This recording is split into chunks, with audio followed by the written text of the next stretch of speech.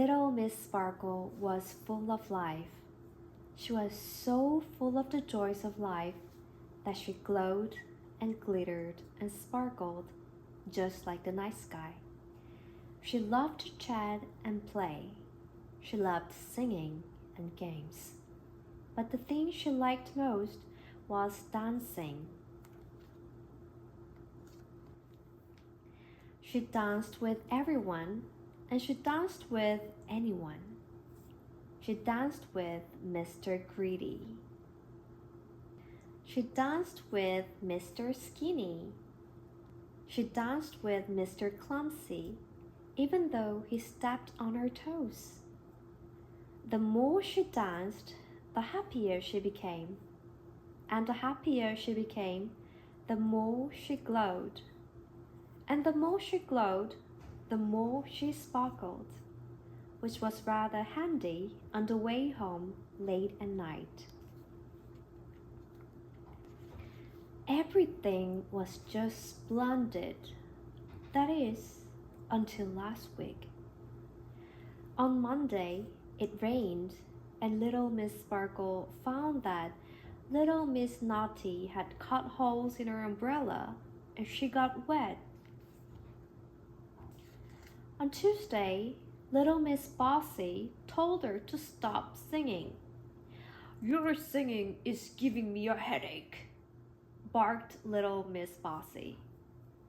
On Wednesday, Mr. Uppity dropped through a puddle and soaked her from head to toe.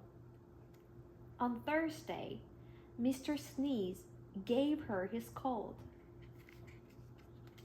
And on Friday, Mr. Rude told her she looked ridiculous when she danced. What a miserable week. By the weekend, little Miss Sparkle was feeling just as miserable. She did not feel like chatting or singing or playing games. She did not even feel like dancing. And there was something else about her that had changed. She no longer glowed. She no longer glittered. She had lost her sparkle. "I've lost my sparkle!" she cried in dismay when Mr. Silly turned up at her house. "Oh dear," said Mr. Silly. "Where did you last see it?" "Maybe it's under the stairs," he suggested. But when he looked, there was no sparkle. Well, there wouldn't be, would there? That would be silly. "That's just silly," said little Miss Sparkle with a smile. Mr. Silly thought long and hard. How could he help little Miss Sparkle? And then he had an idea. He ran out to the store and bought some glitter. "That's not quite the same thing," said little Miss Sparkle with a giggle. "Maybe your sparkle is not lost. Maybe it's playing hide and seek," exclaimed Mr. Silly. Mr. Silly rushed around the house, looking in all the cupboards and under the bed and even in the fridge. But of course, he did not find the sparkle.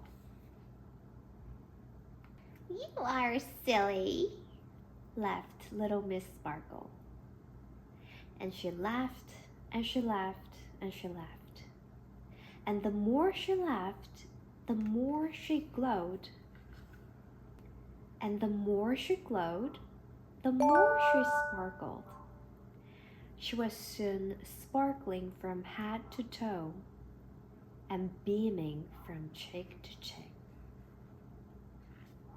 "That's better," cried Mr. Silly. "You are back to your old self." "Look, even my toes are sparkling," said little Miss Sparkle.